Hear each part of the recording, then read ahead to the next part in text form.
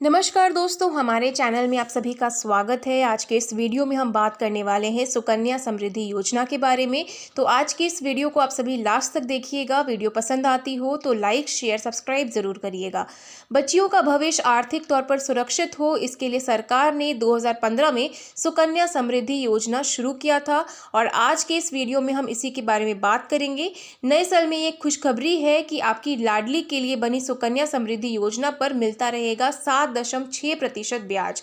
जी हाँ दोस्तों, small saving schemes की ब्याज दर में लगातार चौथी तिमाही कोई बदलाव नहीं हुआ है। इसके चलते स्मॉल सेविंग स्कीम्स पर साल 2022 की जनवरी से मार्च तिमाही में भी उतना ही ब्याज मिलता रहेगा, जो कि अक्टूबर से दिसंबर 2021 तिमाही में मिल रहा था। स्मॉल सेविंग स्कीम्स में सुकन्या समृद्धि योजना भी शामिल है। बच्चियों का भविष्य आर्थिक तौर पर सुरक्षित हो, इसके लिए सरकार ने 2015 में सुकन्या समृद्धि योजना की पेशकश की थी। आइए जानते हैं सुकन्या समृद्धि स्कीम को बच्चियों के लिए क्यों बेस्ट माना गया है। इस योजना के तहत 10 साल से कम उम्र की बच्ची का खाता खुलवाया जा सकता है, जो कि पोस्ट ऑफिस या किसी भी बड़े बैंक में आसानी से खुल जाता है।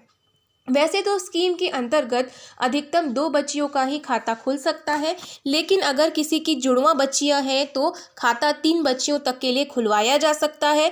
अगर किसी की पहले से एक बच्ची है और बाद में जुड़वां बच्चियां हुई हैं तो 3 बच्चियों के लिए अभिभावक सुकन्या समृद्धि खाता खोल सकते हैं। इसी तरह अगर किसी को एक ही बार में 3 बच्चियां हुई हैं तो भी यह नियम लागू होगा। हाँ, आपको इसके लिए जुड़वां बच्चियां होने का आपको प्रमाण देना होगा। सुकन्या समृद्धि खाते को मिनिमम 250 रुपये यानी कि 250 रुपीज़ में खुलवाया जा सकता है और वित्त वर्ष में मिनिमम जमा 250 रुपीज़ और मैक्सिमम 1.5 लाख रुपए तक की गई है। बच्ची की ओर से उसके मूल या कानूनी अभिभावक सुकन्या समृद्धि खाता खोल सकते हैं। इसका अर्थ है कि अगर किसी ने बच्ची को गोद लिया है तो वह भी उसके लिए सुकन्या समृद्धि अकाउंट खुलवा सकता है। सुकन्या समृद्धि खाते में खाता खुलवाने की तारीख से लेकर अधिकतम 14 वर्ष तक या बच्ची के 21 वर्ष तक के हो जाने तक पैसा जमा कर सकते हैं। बच्ची के 21 वर्ष पूरे हो जाने पर या फिर बच्ची की शादी होने पर स्कीम परिपक्व हो जाता है। 14 वर्ष वाली अवधि पहले ही पूरी हो जाने पर परिपक्वता तक उसे उस समय तक ब्याज दर के हिसाब से वैसे जुड़ता रहता है।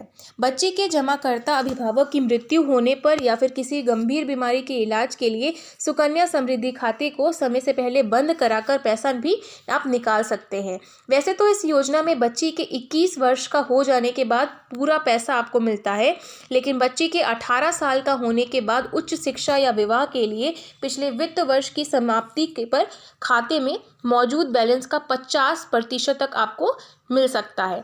सुकन्या समृद्धि खाता किसी भी डाकघर या बैंक ब्रांच से आप खोल सकते हैं और ट्रांसफ़र भी आप करा सकते हैं। अगर किसी कारण से बच्ची और उसके अभिभावक किसी अन्य शहर या राज्य में बस जाते हैं तो ऐसी हालत में आप सुकन्या समृद्धि खाता उस शहर में भी अपना ट्रांसफ़र करा सकते हैं। अगर आप इस खाते को खुलवाने के बाद दूसरे देश में जाकर बस जाते हैं तो उस सूरत में आपका खाता बंद कर दिया जाएगा और कोई भी ब्याज आपको नहीं दिया जाएगा।